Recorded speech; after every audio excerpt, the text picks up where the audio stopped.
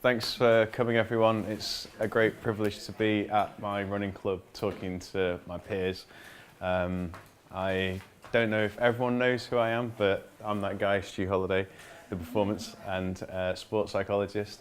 And if you don't know who I am, that was me at the beginning of my Chorlton Runners career at a very, very wet and cold, somewhere like Arley Hall or somewhere like that. It's one of my better running photos, but I've been with the club since 2013. I did a talk here about 4 or 5 years ago. If you are relatively new, I did one on, about nutrition and psychological things you have to do watching what you eat and nutrition for running. But this is a lot more about your mental conditioning that I'm going to talk to you about tonight. And you might be asking yourself, what the hell is mental conditioning? And I will reveal all. But I'll just give you a little bit more background about what I do and how I help people. The day job itself, in the old days, when I first started as a psychologist about 5 years ago, I worked for Professor Steve Peters, who you may have heard of through the book, The Chimp Paradox. That was part of the focus for the nutrition talk. I left there in 2016 and I work now as a freelancer, which is what you see on the right. Having done my time working for Olympic Sport and for Liverpool Football Club, amongst others, I work for the Manchester Institute of Health and Performance occasionally, and also Asics, yes, as you may know, I'm the UK psychologist. And just a few of the clients, what the slide showed was a picture of Dave Wyeth, who you may know from the running club, and Matt Rees, famous situation that if you're in the club you know about, and other people that I work with, but that doesn't matter. Let's crack on with what I actually do now and the ethos of what I do. I'm a human performance specialist. What does that mean? Effectively, when I work with people, I'm a personal trainer for the mind. So if you go to the gym, you might go in and you might have a program and a strength coach you work with, and you don't know what you're doing. So they help you identify what your goals are, and then you go and see them, and you I don't know, you're doing your biceps or your legs or whatever it might be, but you have a program that you have to systematically work through. And that's exactly the way I work. But instead of it being about the body, it's about what's between your ears. And whether or not that's someone who is an athlete or a business person or even a musician. As a sport and performance psychologist, you cover lots of ground. So I've done work up at the Royal Northern College of Music, helping their final year students prepare for their really big final year recitals, which if you think about it, you do 4 years worth of study and then it all comes down to one performance. And if you screw that up, so it's very similar to an Olympian who spent 4 years maybe trying to shave 1/100th of a second off their time or world record. You know, they do all of that work for 4 years for just 1/100th of a second sometimes. That's what it can come down to. Now, fortunately for us, I don't think we have to get down to that level of detail. We're on a different curve, but fundamentally, what I'm trying to do is to help you develop your mindset as an individual. If you're doing the team relay at Manchester, we might be able to see whether we can work as a team so you can achieve whatever your goals might be. So let's go a little bit further more into that. So what are we going to do tonight?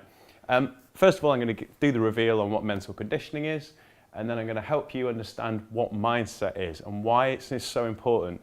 If you walk away with one thing tonight, you're going to know what your mindset is, and you're going to be able to act on it.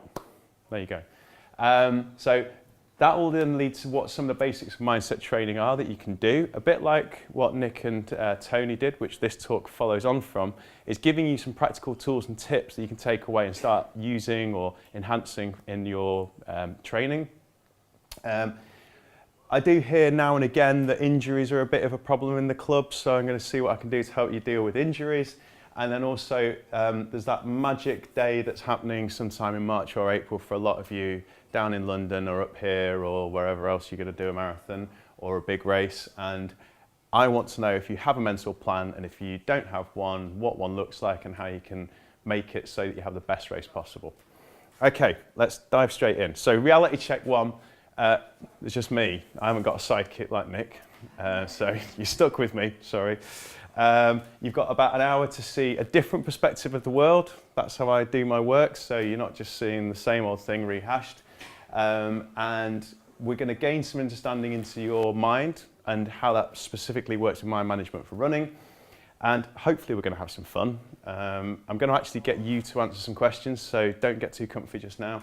But in so doing, I want you to be open-minded.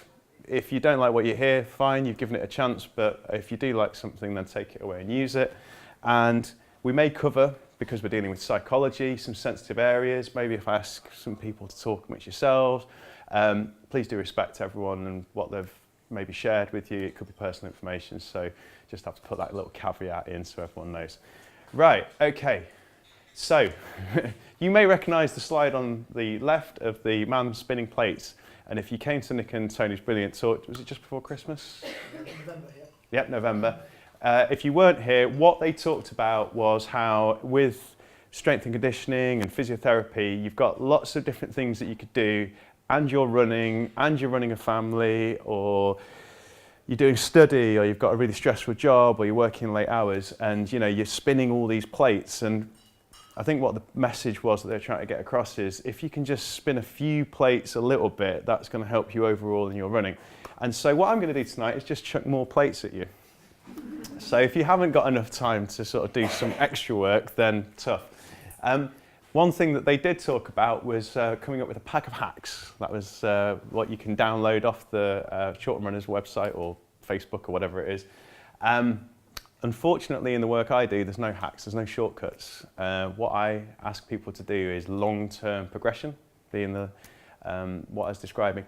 But the plus point of what I can offer is that some of these things that I might ask you to think about or do could be habits that you start building now, which could translate to a lot of what you do in the rest of your life. So if you have to be a teacher, or if you maybe the way in which you communicate with people, or just understand what's going on inside your head. So maybe you lose one thing and you gain something else. So let's see how it goes. Right, so as human beings, we can only train 3 things. Let me explain why. First part, as Tony and Nick said, is you can train your body. So you can do bicep curls or convoluted leg twisty things or whatever it is that Nick gets you to do. So if you train your body, that's one way. Secondly, you can train our craft, and thanks to the good people like Chris, who's around somewhere, and Val and all the track team, they can help train you in the specifics of running, your form, your cadence, looking graceful and like Mo Farah, if that's your thing, and in general in life, whatever your craft is, whether you're an architect, a teacher, a psychologist. And the third thing that we can train is our mind. So who is it that helps you train your mind? Anyone? Silence. Brilliant. Okay, well that's what I'm here to hopefully help you to do today. So it was who deliberately practices mental training in thinking about their running, either in general, for training or racing. Who does anything whatsoever on their mind game? One person. Go on. I had a friend of mine who thinks a lot about how if you think about things, it helps you do things. So I was just saying how I found it hard towards the end of a race to keep going. So she was giving me lots of things to think about, like keep your chest up and imagine that something's pulling you along, and then she was saying when you feel like you want to stop, just say it's temporary and it will pass. And so she was talking to me on the day before, actually. I did this half marathon yesterday, so on Saturday morning she was giving me all these tips. And I have to say it did help yesterday when I got to mile 10 and I was feeling shit. So it's really the first time in running I've ever thought about things other than how much it hurts and how I'm going to just keep going. But it did really, really help. I mean, I also am a professional musician as well, so I do think about things for that moment and how you've got to really perform at a certain time. So for me, a lot of it is like imagining, projecting how you're going to feel in the future. So I started doing that a little bit with running, like I know it's going to hurt at miles, so I kind of imagine how it's going to feel, and when it comes to it, it's often not as bad as you imagine, and you get over it. So that's all I've got to say on it. And that is a technique that we'll talk about a little bit, well, I've not gone into it much, but you're talking about imagery, and it's a really powerful tool which you can help you heal yourself from injury with imagery, and also for performance, we know from using all the different modalities like visual and kinesthetic and everything, it can really, really help, as exactly you've described. So I'm not going to take your thunder. Whatever your name is, thank you very much. That's me finished for the night. Okay, so so the great news for me is that I've got raw material to work with, and you're hopefully open-minded enough to just see what I've got to throw at you. So let's get stuck in. Where's Neve? Please, come to the front. Now, can you remember a few slides ago, possibly I can't remember whether it was when it went wrong or not, but I was saying about how hard it is to do this work, and it's not a quick fix that I'm going to throw at you. No offence, Nick. So Neve and Vicky asked me to do this about 6 weeks ago, and I said, I'm free this date, I'll do it if you can get people along. And they said, great, hence why you're here. And I said, on one condition, and Neve really regrets this now, I said, just to demonstrate to the audience how hard doing this work is, I want you to actually do some of this work. So she's given me permission to share with you what we've done, and I've actually got her doing meditation. And it came about, it was on a Tuesday night club room. We were talking about how much work she had on, and like, oh, I can't focus. And I said, oh, do you meditate? It's really good, really helpful. I've tried it, I can't get into it, I can't focus, I get distracted, and I give up after a day. And I'm like, right. Moral of the story, never say anything to Stu. So about 4 weeks ago, we worked together just like on one session where it's like, right, we're going to sit down and do some meditation, and then I'm going to just send over daily what you have to do, and I'll be looking because we had a shared document, so I'll know whether you've done it or not, and I'm going to kick your ass if you don't. And to be fair, you only skipped about 2 or 3 times in a month, which, you know, let respect Neve, everyone. Can you come on, give us some reward? So we had a kind of flaky meditator here, and previously, and now you've done it pretty much every day. Yeah. For everyone's benefit, how hard was it, first of all? Yeah, it was difficult to start with, but I think because we kind of changed it halfway through, we had a session and said to try and fit it into your routine and your life. So we started doing it in the morning to try and get the most out of the meditation in terms of the focus for juggling everything that was going on for me at the time. But mornings are not a happy time for me, so we switched it to evenings, and I definitely found that suited me better. So it was something that it was a way for me to kind of reflect on the day, kind of close things off, and then it definitely helped with like my sleep, and then if you sleep better, everything else seems better. So it did help, but definitely doing it every single day, depending on what's going on in your life. As well, if you're doing it in the evenings and then you decide to go out and you get in at 3 in the morning, you're really not going to be doing it then. You didn't know it's something. Yeah, those days I skipped. But yeah, so it's just things like that, trying to fit it in. It's like anything with training or with rehab or whatever, it's trying to get into that routine of when and where. So if without it having to be 7 days a week, where it's something like, you know, you have your routine in the evening, prepping for work the next day or doing your meal prep or whatever it is, if you work it into that, then it just becomes part of what you do. But if you're a bit erratic sometimes, then it's easy to miss it. I think, and holding you to account bit, was that helpful? Yeah, I mean, you kind of feel bad when you leave it a few blank days, so definitely that helps to kind of stick to it initially, and then once, I'd say about the 30 days is kind of you start building a routine, habits work, and then we'll see what happens now.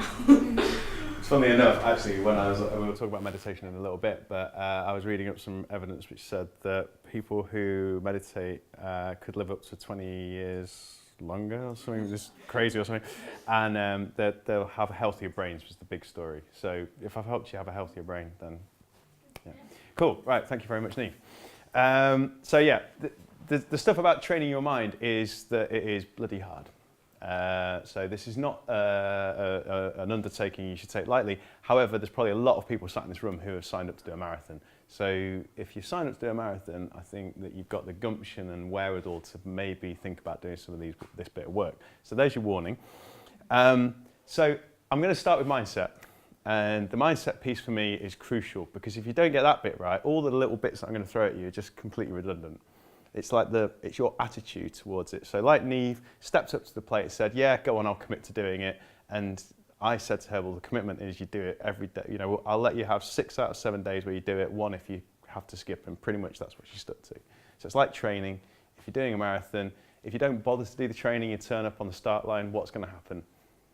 You're not really going to have a fun time doing it. So the definition of a mindset is how you make sense of your world, the people around you and how they see you, and the world in general. So it's a really crucial point that we don't often stop and think about. So what do we know in relation to running and sport as a sports specialist? How you perceive yourself will impact your performance. So if you're feeling really low and the world's a bad place, it's likely you'll have a sucky race. If you feel great and epic, it makes sense that you'll probably have a better performance. It doesn't always work that way, and you know, we've all turned up to a race, foul mood, not much sleep, smashed it out and somehow got a good result. But you can't really rely on that. It's very unstable as a method. Don't recommend it. And the mindset is so important because it underpins our habits. Adam, I can see you. How you set your mindset will underpin your habits and how that works with setting and achieving your goals. And fundamentally with mindset, you own it. How you see yourself, how you make choices to take charge of your inner life will determine the success rate of how you're going to be and how that means your performance will be as well. So it's really, really massive in my book. So, another task. Who knows their mindset? I know, as I understand the brain, that we're built inherently to learn. We might have gone to school and hated it and been sulky teenagers, but actually we have got a curiosity as a creature to learn and improve. And it's been shown that the mindset is the difference between the good and the great in performance and life and music, sport, business, you name it.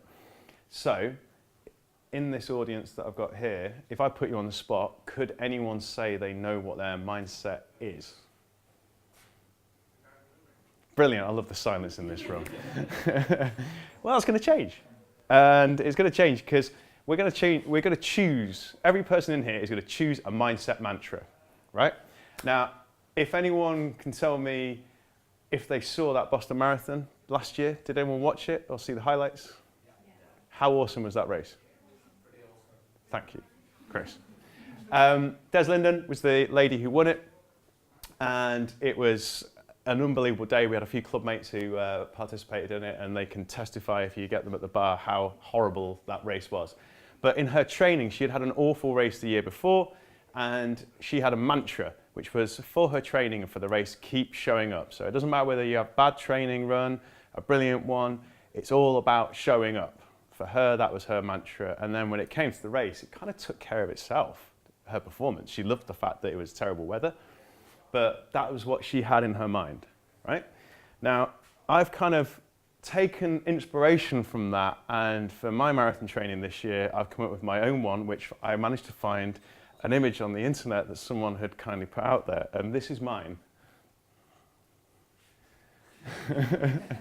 So whether or not I have a good run or not, I am owning my shit this year, yeah? So if I have a good race, great, I'll take the plaudits. If it doesn't go according to plan, it's my own fault, or I didn't do something right. Equally with my training, I've got to do 6 days a week, I've got to do the strength work, got to do the yoga, whatever else.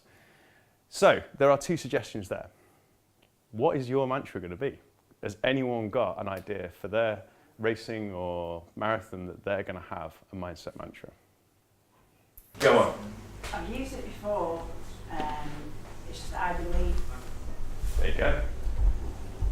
And what happened when you used that? I sort of kept saying it the same time as your footfall, and it just kept me going. That was it. Okay.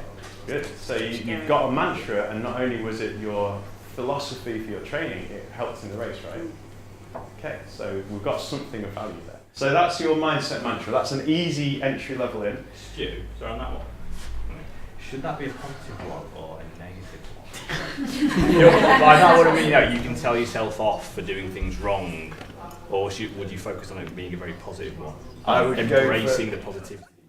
I would go for positive. The evidence base shows us, again, what I say about good to great, yeah, in sport performance, life performance that we've seen, that the messages that have been a guiding philosophy for people in this world have generally been pretty positive. If you think about Barack Obama, yes we can. Martin Luther King, I have a dream. I'm not going to say Donald Trump. Right. Make Chorlton great again. Yeah, there you go. There's your mantra. Okay, so when it comes to mindsets, there are two ways of seeing the world. As Sam Harris says, we implicitly have a belief as we get older that mental growth stops as we're adults. But mental training can change both our cognitive, our mental aspects, our emotional and even ethical beliefs as we get older to benefit and improve us. So it's normal and understandable that if we had the old fixed mindset approach that your talent and what you've got is stuck where it's at, so you can never really make any gains. If you're a brilliant genius, that kind of mindset can be seen as fixed. And an example of that that's given by Carol Dweck, who came up with the concepts and research into fixed and growth mindsets, said that John McEnroe had a very fixed mindset. He thought he had all the talent in the world. And then if something went wrong, he would kind of maybe not react so well. And the kind of people who have a fixed mindset tend to avoid challenging obstacles. And actually when something goes wrong, they don't take ownership of their performance. They'll give up or blame others. And McEnroe was very good at blaming the umpire or the opponent or just himself and getting very angry. And he was a great talent, but he could have potentially had more, he says in hindsight. So that's a fixed mindset. But we know, if we look at this image, that as adults we can learn amazing things and grow, and our brains literally change. And the reason why I've got a picture of the London, central London there, is because we've seen in evidence taxi drivers who do the knowledge. They're not children when they learn how to drive all around London and learn the maps. They are expert at finding out names and street names and routes, and when they've done autopsies in retrospect of people who've been cab drivers, there's a part of the brain which is associated with coordination and learning, which is much bigger in them than the general population. So that shows the plasticity of our brains and our capability to keep learning even as we get much, much older. That's why I've got that there. So obviously we're seeing mindset growth there, and a growth mindset is someone who believes and embraces challenge. I'm looking at Chris at the back there. He was late to the party when it came to doing marathons. And I think anyone who knows Chris Rayner and Chorlton Runners is that he's rather embraced and taken to marathon running. Is that fair, Chris? Yeah, 6 out of 10. The kind of people who have a growth mindset have a hunger to learn more and work hard. They believe that talent and thinking can be developed from a philosophical point of view, and they don't attach identity to results. So they're happy more in who they are, and if they get good results as well, that's fantastic. And that's something as well to sort of think about with ourselves when we're in a running club and we're sharing so much information, and we can get wrapped up in the idea of results. Just something to be wary of. And actually, if you've got a growth mindset, you actually have a better understanding of yourself. And that way, running can be secondary. It might feel like that's, me kidding around with you, but it's important, but it's not that important. So a growth mindset in action, one of my favourite sports stars from the 90s, Michael Jordan, the basketball player, and he had a great philosophy about his ability to learn and to grow. And this was something that a lot of people didn't know, that his confidence came from the fact that he had screwed up loads and loads, but never got down about it. He always thought, I've got another chance. I can compete, I can take another shot, and I'll be trusted to do it because I failed over and over again, and that's why I succeed. It's a good lesson. Races don't always go according to plan. I'm sure everyone can identify with that. Okay, so knowing what we know about having a growth mindset and having a bit of a mantra, now it's like looking at how the mind works. So I take a few assumptions as read. You might not think about it, but I have to do this in my day job. We like to think we know what's going on upstairs, but often we don't understand why we're acting the way we're acting. We're not always in control of our thoughts or emotions. If we don't actively listen and take charge of what's happening and with the messages we're taking in. And we sometimes actually go against what we want to do. And by that, what I mean is these kind of examples that we see on screen. It's that time of year where some people may or may not have made resolutions. We may be in training, we may want to be eating really healthy food, and somehow the cake makes its way to our face. We want to get on well with our peers, our family, and we end up in an argument, or with the boss at work, or we're out in the car and we get cut up and our world is disrupted and makes us very angry, and we don't have a mechanism to take control at the moment, and we lash out and become emotional. So the way round falling into that trap is to prime your brain. And for running and sport, one of the key things I'm always looking at when I'm working with athletes or teams is to say, what's your why? What fundamentally drives you to be doing what you're doing? So you need to be clear, especially if you're doing something like a marathon or an ultra, why the hell are you doing what you're doing? And so a few examples that sprung to mind was because my mate in the bowling green told me that I should run a marathon. I'm sure there's one or two people who can identify with that. Maybe your main reason is to get fitter or to get fit. Maybe it's to test yourself. Can I fulfill what I've shown? Lots of people come into the club and they kind of do a little bit of running and get a bit of a result, and then they move on and up the rankings. Look at Danny McCarran there, he came in and he's smashing it now. But you went from where you came in, and the joy on your journey as you were progressing. We didn't need to sort of ask you about it, because you were sort of beaming it out.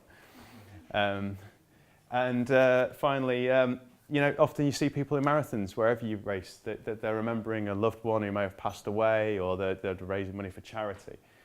Fundamentally, though, I always ask this question, and you'll see when it comes to marathon planning, your mental plan, if you're not clear about that, when the bite comes at mile 20, mile 21, if you've not got that locked, you're not necessarily going to have a good time upstairs.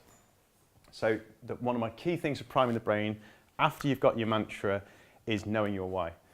So the practical steps are then about also priming your brain before you're going out to do your training, before you're going out to do your racing. 4 key things. We've done the meditation piece already. You've heard that with what Neve suggested. One of the reasons why I'm so keen on people being mindful, you hear a lot of that about that in the press, or using meditation, is a way of focusing your mind, hence the company name, to be able to then think about why you're going out to do what you're doing. So I always like this idea of a check-in, and a lot of athletes do it. So when you're on program in elite sport, every session has a purpose. And if you're going to track on a Friday or a Wednesday, that session has a purpose. But when you rock up there, do you know why you're going there? If you're feeling sluggish after work, you're tired, you're rushing out the car, you need to change into your kit, you've got 2 minutes to do the warm-up. But actually, have you stopped to think, this session is about building speed, building endurance, getting yourself into the right mindset in order to be able to get the most out of the session. And if you can just have that, sometimes it only needs 5 or 10 seconds, but just recognizing why you need that. Equally, on a recovery run, are you using that effectively? Sometimes people are doing recovery runs far too quickly. If you've buried yourself in a session and you're going out on a recovery run, it should be nice and relaxed, no stress, no pressure. Chat with your mates, have fun, whatever it might be. And the next thing that I talk about is the anchor. Chris is quite good at this track. I've heard him say a few tips and tricks again. It's hard when you have to do reps at a track. We'll all admit that, right? Especially if I said to you, right, we're going out after this session, we've all got your kit out back. We're going to do 5 1-mile reps at Longford. Who's in? But one of the key things that you can help, rather than think, bloody hell, 5 1-mile reps, is if you've got something you might be working on. And that's where the coaches are so good, because they'll go, how many times might you have heard Sarah Renshaw talk about pulling up the balloon in your head for your, what's it called? Thank you, past you. Brilliant, mate. Who remembers the word socket to pocket? Yeah, from Gavin. If you start thinking, right, head balloon, socket pocket, yes, it's still going to be a painful session, but actually when you focus in on that, this pain just gets put off a bit like what you were saying about what your visualization was. But the main thing that comes across, and I hear all the time, are you being an inner critic or are you being an inner coach? What's the voice in your head saying? And we're wired as a species to be quite critical of ourselves. And especially when we're under pressure and under stress, we get very negative. So you need to be ahead of what your brain's doing. Remember, what you want to do and what your brain does sometimes don't match. So what we're saying here is, if you can be anticipating what the voice in your head might say, particularly at a track session, particularly in a race as it's getting harder, you can then sit down and work out better strategies and better things to say to yourself. Because you've only got one slot in your head that can really kind of function. And so if it's all negative, it's going to be all negative. If you try and put some positive in there, try and reframe things, it's much better. And again, how many times have I been at track and I hear people walk in with a bag just like what this, and they're saying, oh, track, oh, it's going to be awful. It's like, well, yeah, if you're walking in with that attitude, it is going to be awful. Cross country is another one where people turn up often with like, it's going to be awful. It's like, yeah, you've decided to give up your Saturday to go to Boggart Hole Clough in the pissing rain, wearing just a pair of shorts and a vest. If you're actually there, it says more about you than like the fact you're moaning about it. So I'm really, really strong on like, yes, as Adam was asking, is it better to be positive? Is it better to be negative? I think you know the answer. But it's taking the step back and taking ownership of how you want to think about your running, how you want to think about yourself when you're running, that's going to determine not just how you feel about it, but then it can have a massive performance impact. So, recovery. This is the other priming thing. We all think about what running we should or shouldn't do, and the amount of times where people don't take time out. And that's not just time out from having a rest and a sleep, but actually using the rest day as a rest day, and also getting away from, dare I say it, other runners. Focusing on stuff that's not running, not talking to other people about running. Does this seem familiar? If you can bugger off and go and do other stuff, that's brilliant. And the broader your things that you can do and have fun with, the better. But yeah, sleep as well. The more training you're doing, you should be letting the body recover. And I know from personal experience and from talking to a lot of people, we don't get the sleep we should. Sleep hygiene is a really big one. So we can talk a little bit about that. If you've got questions at the end, how can I improve my sleep habits? I've done various courses on that as well. Okay. Don't want to keep it too much about me, so I'm going to try and whiz through these next few and ask a few questions along the way. Who suffered with an injury in the last year? I'm surprised. I thought it'd be more. Yeah. How's your mood been with the injury? Good? Right, okay. Yeah, so I was privileged enough to work in the Rio cycle for the Olympic Games, and I was part of the team that would organise athletes to go down to Bisham Abbey. And that was for any athlete from any Olympic squad. And it was about them going and having a kind of fast-track service to better treatment and faster treatment turnaround. So if there was a competition coming up and there was only 5 weeks and the injury was looking to be a 6-week injury, we'd send them there, and then they'd get like complete wraparound care. They'd get strength and conditioning, physiotherapy, psychology, you name it. And because it was such a strong team of the best professionals, often we'd find that the people going there would recover quicker. And it was a combination of body, like Nick does, and the mind, which me and the team that I was working with got to do. And part of the reason why people healed better, and a lot of people don't know this, is that injury rehab is not purely about going to the gym or being on an exercise bike underwater or being in a cryogenic chamber or whatever it might be. A lot of what will determine injury rehab is what's up here. If you go into it with a better mindset, you can actually heal your body quicker without being too mumbo-jumbo and woo-woo. So what were we teaching these athletes and helping them with that can be shared. A lot of people, when they're injured, the first question, I'm sure you get this from people, Nick, working in your clinic, when am I going to be fixed? When am I going to be better? And the answer simply is, it'll be better when your injury heals. There isn't actually a specific date we can pinpoint to the hour you're going to be injured there and suddenly not injured. And the reason why we need to start at the start is how you approach it will determine the outcome of how successful you go through that treatment, and it's likely that with a positive mindset and starting at the beginning, it will speed it up rather than constantly worrying about when you're going to be back in action.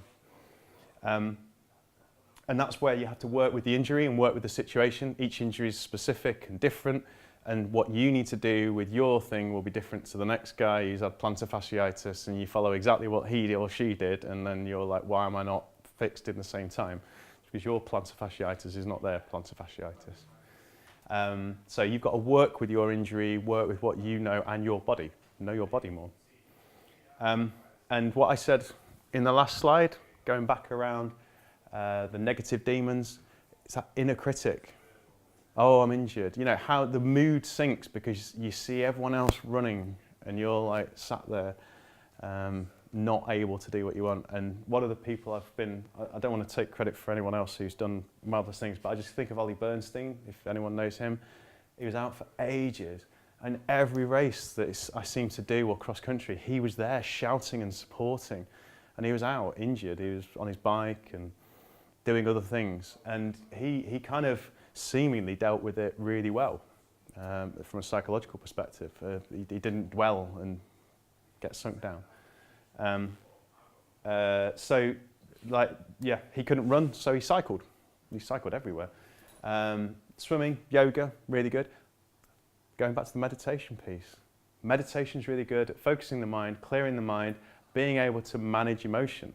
So it can help from the physical healing point of view as well.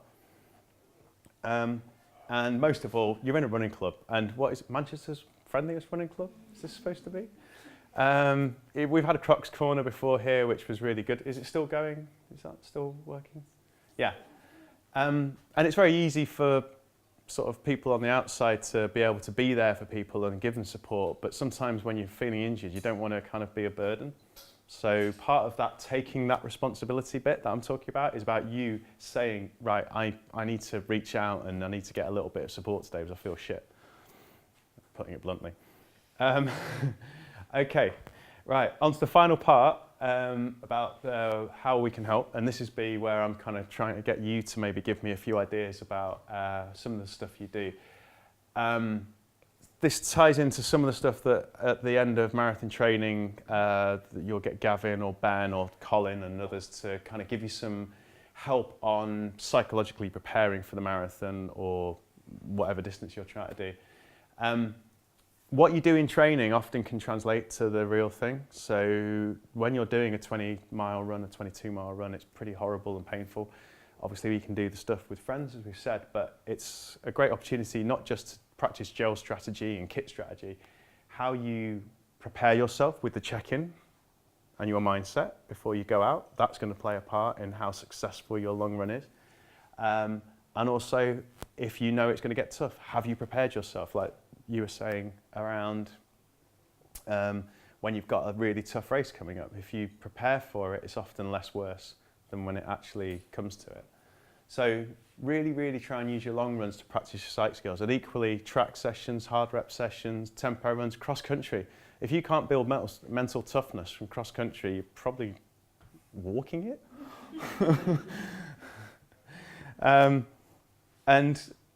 was listening to someone talk about like a boxer. Yeah, so a top level boxer who is a household name. I can't name who they are. Really struggled with confidence pre-fight. And the psychologist, the one thing they did was just basically had kept a training diary and like sessions that they had done and said, where did you do really well, sparring sessions or whatever, and made this boxer go back over and read through, oh, that was a really good fight, that was a really good sparring session, that was really good. And he went from being down in the dumps and panicking about his fight to calm and went actually out and won his boxing match. Similarly, do you keep a training diary, training journal? Do you record your runs and how you felt during your runs? You know, was that 20-miler epic, or was it awful, but you got through it? You know, do you give yourself a mark out of 10? As a matter of course, I would always advocate, and I have done with both amateur and elite level runners, when you've got your training diary, every run you're doing, especially any run of significance, give yourself a score out of 10. And then when you come back to your, when you're going back over it in the taper, when you're getting paranoia, and you look through and you've got 8, 9, 9, 7, 8, 9, that's going to fill you with confidence. And you can still like have a crappy run, but give yourself a high mark because you got through it. So use that training log. The more you reflect on it, the bigger, you know, it's free energy in my book.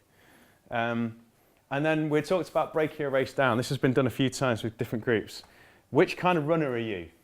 Are you the scolded cat who goes out like a first mile, going as quickly as possible, Amy Welch? Are you a steady Eddie? Do you clock 7-minute miles every mile that you're running? Or are you someone who starts at the back, a Johnny Lancaster in cross country, who starts out slowly and then like winds it in and then finishes really strongly? What kind of runner are you? Anyone willing to volunteer? All three. It could be an all three then, yeah. I think I'm a bit of a builder, and at Heaton Park I found a really good technique, actually, it's a new one. Yeah? You tuck in behind somebody for the whole race. Stuart Holliday. Then with about 800 metres to go, you do a bit of a sprint on. That's what we talk about, Justin. Yeah, so definitely a builder. Yeah. I'm a steady Eddie. Yeah. Definitely. 26 miles, all the same. The evidence says there's a guy in Ireland who, if you're into your statistics and being a running nerd, he does all these statistics from the big majors, the marathon majors, and he's found that the people that have the most consistent splits across have the best results. Which might sound like, well, that's dead obvious. Huh? You know, it might sound dead obvious, and there's always in his statistics, if you look into it, which I have to do for my research, there is a slowing tendency even amongst the elites at the last 6 miles. It might be very, very small, but the amount of people who negative split a marathon is tiny. So if you think that's going to be your nailed-on strategy, I'd ask you to rethink it. But you know, I'm not going to stand on the line with you and make you do what you like. You're taking responsibility, remember? So there's a coach I work with down in London, and he has this method that he gets his athletes to follow, and I really like it. And there's Danny O'Reilly yesterday, finished in 1:23 at Helsby, and he used it to PB at the Florence Marathon in about 2:50 last year, and a few others that I can think about. And they take this approach is very, very simple, but I like it. First 10 miles, patience, switch off. If you're talking about your mental energy being like a mobile phone battery, you're trying to use as little as possible in the first 10 miles. Take in the scenery, get into your pace like Chris was talking about. Don't overthink, just get into the swing of what you're doing. Discipline, it's going to start the screw turns at mile 11. It's starting to get a little bit tougher as you go through those 10 miles, but stay focused. And then for him, like, invest about 50 to 60% of your mental energy in the last 6 miles, the classic. The marathon starts at 20 miles. But he says that's where courage comes in. And if he works with you as a client, what he says is he goes back to the why. He won't work with you as a potential runner unless you work out with him why you're doing the race for that charity person who is dear to you, your mum or dad or whatever, because you want to show the world, show your club mates, whatever it might be. When you know why you're doing what you're doing, it gets a lot easier for that last 6 miles. So that's the last part on endurance events. So, having heard everything, we know that how people act is determined by their beliefs and then their behaviour through their habits. Which new mental habits around your running need to be tweaked to align your beliefs and your growth mindset? That's the question. Has anyone taken in anything I've said and suddenly gone, yes? Or has it all just been fun? That bit about critical coach. Yeah. I think that's comes a time either running or I do a bit of swimming. In swimming, where you can be a bit too critical of yourself, get a bit of anxiety. Whereas if you're a coach, you can work on those positive things. You've said that mantra, positive mantra. I think that's the bit I picked up there. Have you got a positive mantra? No, because it's the first time tonight I've heard about having a mantra. So I've got to have a think of one, you know, and I think that comes back to why am I doing it? Why have I signed up to swim the length of a lake? Is it because it's a challenge? Why have I signed up for a marathon? Is it because it's the 26 miles? And then design to have some kind of mantra around that. It's the challenge. Has anyone got their mantra, mindset mantra? Has anyone had a penny drop moment since we were talking? I've got one for swimming for you, which is from Finding Nemo, and it's just keep swimming. By Dory. I think it's Dory. Yeah. Swim. So I've suddenly gone from a running club to a swim club. It's been a long week. Am I in the right place? Anything else? Any reflections from anyone else there about what we've talked about or laughed about, or anything that they might think about using or amending? Jordan, since I started marathon training, I've done a few runs with yourself, and just even doing that, I did my longest run 2 weeks ago. It was an 18 miler. I didn't think I could actually do that, but at different times during it, simple things that you were plodding in my ear, I couldn't even talk, and he's like, Justin, back up, and all this kind of stuff, but talking about and just going through that in your head can really, really work well. Yesterday, myself and Stu started off the half marathon in Helsby together. We're running alongside each other, and I bought these new pair of Ron Hill shorts that I thought were swanky out. Plus, they had little kind of parts on the side where you could stick your gels in. So I stuck 3 gels in. We're about 6 miles in. I looked down, no gels. I was ranting and raving to Stu and another fella beside me. I hadn't a clue who he was. But then, actually, that could have sent me under. I could have thought, oh, the gels are gone, I'm not going to have energy, I won't be able to get through the race, whatever. So I dug deep into my head. I didn't ask for Stu's help. There was a psychologist beside me. So I used my own brain to say, do you know what? Get through this. Dig deep. Do it. And then you go through your mantra, whatever you have going on for you, and it gets you through it. It really does. I got through that without the gels. I've done all right. And yeah, it's really digging on it. And it goes back to, why the hell are you doing this in the first place? What is the thing behind it? I suppose I have a few different things that I draw upon when I'm in that situation. And yesterday, I would have used them, and it really, really does. I think the psychology behind it and the mindset that you get into is really important. And it's amazing how much it can make you pick up when you're when you're in the race and you're thinking, what am I doing here? I can nearly literally stop. And for instance, yesterday, mile 10, there was one of our club mates, he actually had to drop out, but he stood by the side and he was cheering everyone on. He's like, come on, come on. It was a bit of a hill before mile 10 or whatever, but then it was a lovely bit of a downhill. And when he shouted on, boom, off you went. I was thinking in my head, there's a park run left, let's do it. And it was a nice finish, but yeah, massive. Why are you doing it in the first place? What's your mantra? Go through that in your head and have something that you're drawing upon for when it really gets tough. And it really works. Sometimes like if you've got a very negative thought that comes in, which is usually, why don't you just stop? I just see it as a little person, like a little naughty person here telling me that, and I kind of bat it off, and then just think, and I almost like physically think of like kicking it away, because it does, the thought does go. I mean, we've all had that, well maybe it's just me, but I always end up feeling like, everything hurts, and then usually there's a little bit of downhill comes, you go, actually I feel great again now, but it usually is a little moment, and you can get over it, but you know, and when I see people's stuff, I think, I wonder if they had that person saying that, but they didn't have that kind of mental strength to go, just get out of my way, you know, because I want the good voice to come in. I don't know. I like it. Batting away next, literally batting away. It's right, what Stuart said about the negative thoughts. If you do have a head full of negative thoughts, be it like during a race when it's getting tough, or even just completing a training session, the people who have the negative thoughts, they'll if they don't find some way of replacing that negative thought with something else, they are the people who step off the track and don't finish their session.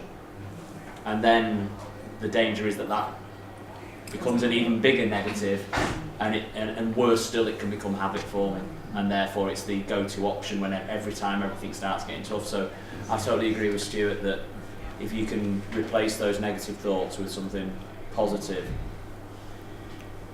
and then get through that session, you emerge from that session stronger, actually better than before you went into it. I think that's one of the things that strikes me, the point that you made about trying to stay one step ahead of yourself. So knowing that I often have a dip 2/3 through the race, it doesn't matter if it's 5k, 10k or a marathon, I know it's coming. But the knowledge that you will get through it and that you've done it before, and yes, it feels awful now, but it'll pass. You can look to beyond that kind of dip to when you're going to start feeling better.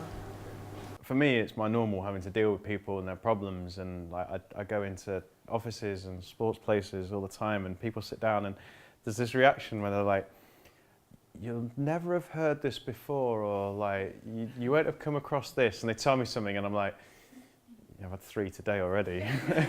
Literally one day I had like 2 people come and say that, and there was I'm thinking of leaving my wife or husband, and I'm like, right, okay. What do you want me to do? But you know, like, I mean, that's one example. But talking about running, sometimes because we talk about personal stuff, we kind of feel that we're the only one who's going through that experience. And it really came through to me about cross country. And you know, it is really tough when the weather's really cold, and like, you know, you're on the rivet, killing yourself, and you're just wishing it to end.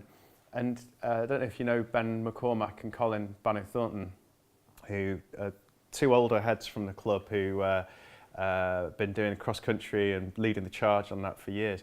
And I remember them having a conversation, and they're like, oh, every single cross country race I do, I want to stop. And you know, I already knew this already, and you know, I'd done cross country down in London before, and it was just like, well, if that's Colin and Ben saying that, that must be everyone. You know, like everyone must have that desire, but sometimes because we feel that we don't share some of that, and I know we're a good caring, sharing club, so it's probably unlikely, but whatever thought you've probably had in running, it's been had before, so you're perfectly normal. Well, dysfunctionally normal. Right. And thanks for being a really good audience and being funny, and if you want me not just tonight to answer anything, I'm just always around these parts. So thanks for your time.